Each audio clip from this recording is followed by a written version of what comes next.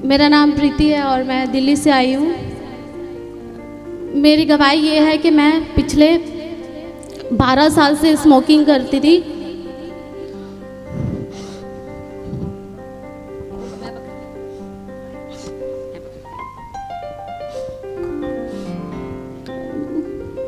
कोई बात नहीं, बताओ, कोई बात नहीं। ये आपकी गवाही है दूसरों के लिए भी जो करते हैं स्मोकिंग। हालेलुया।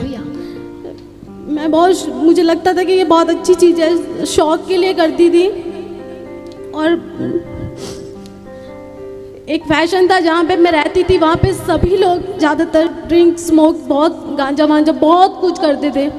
उनके साथ रह रहे कि मैंने भी इतना ज़्यादा करने लगी कि मैं छोड़ना बहुत मुश्किल हो गया। मैं बहुत परेशान थी, मैं प्रभु को भी जानती थी, लेकिन मैं पास्टर जी की प्रेयर उस टाइम पे मेरे को नहीं पता था।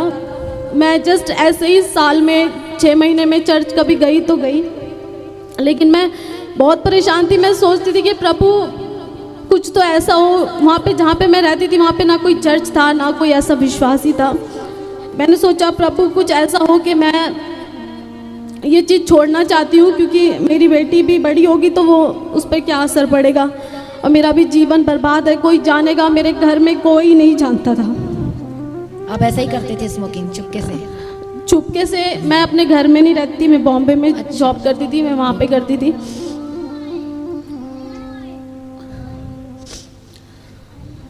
और फिर एक दिन मैं ऐसे रोज़ प्रार्थना करती थी, बस ऐसे ही लेटे लेटे, ना कोई फ़ोन में करती थी ना बाइबल पढ़ती थी, बस ऐसे ही सोच लेती थी कि प्रभु मुझे सिर्फ ठीक कर दे इस चीज़ से।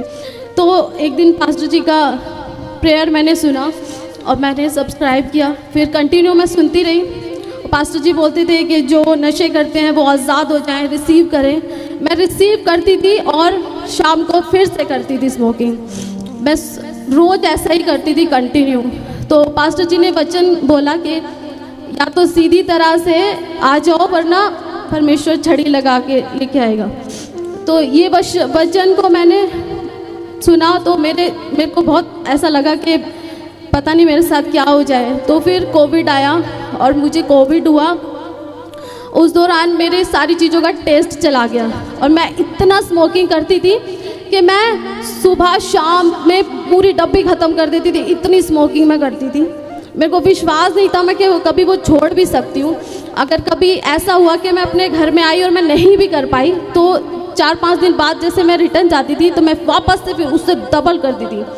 तो परमेश्वर का मैं धन्यवाद करती हूँ कि उस टाइम पे मुझे वो कोविड हो गया और मेरा सारा टेस्ट चला गया। लेकिन जब उसके बाद मैं ठीक हुई और मैंने बहुत सारे लोग, मेरे फ्रेंड वापस वैसे ही थे, लेकिन मेरा एक बार भी स्मोकिंग करने का बिल्कुल मन नहीं करा। मैं परमेश्वर का धन्यवाद करती हूँ कि प्रभु ने मुझे उस बुरे नशे से, मेरी शर्मिंदगी से मुझे दूर किया। मैं परमेश्वर का बहुत धन्यवाद करती हूँ। जोर से तालियां बजाएं। कितने साल से करते थे? 11 साल?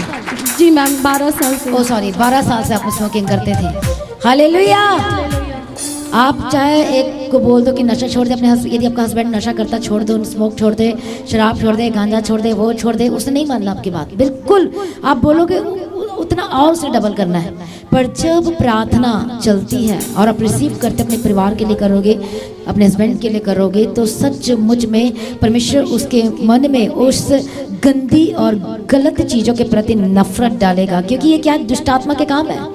वो स्मोक करने वाले कहाँ जाएंगे? कहाँ जाएंगे? नरक में जाएंगे, हल में जाएंगे। प्रभु के साथ बैठेंगे? बताओ मुझे। परमेश्वर बैठा है यीशु मसीह और ऐसे स्मोक कर रहे हैं, आप फूक रहे हो ऐसे करके। शराब पीने वाले यीशु मसीह के साथ बैठेंगे? बताओ मुझे। क्या आप कॉमन सेंस की बात है बैठेंगे? उनका भाग कहाँ है? आग की झील है, जाकर कीड़ा मरता नहीं, जहाँ की आग बुझती नहीं है। नाक से जाएगा, कान से निकलेगा, आपका शरीर मेल्ट होगा, फिर बनेगा और लगातार आप पीड़ा में रहेंगे। समझ में आई बात? हालेलुया। इसलिए प्रार्थना बहुत जरूरी है। आज आप कुछ नशा छोड़ना चाहते, छोटा नशा बड़ा नशा, बात एक ही है।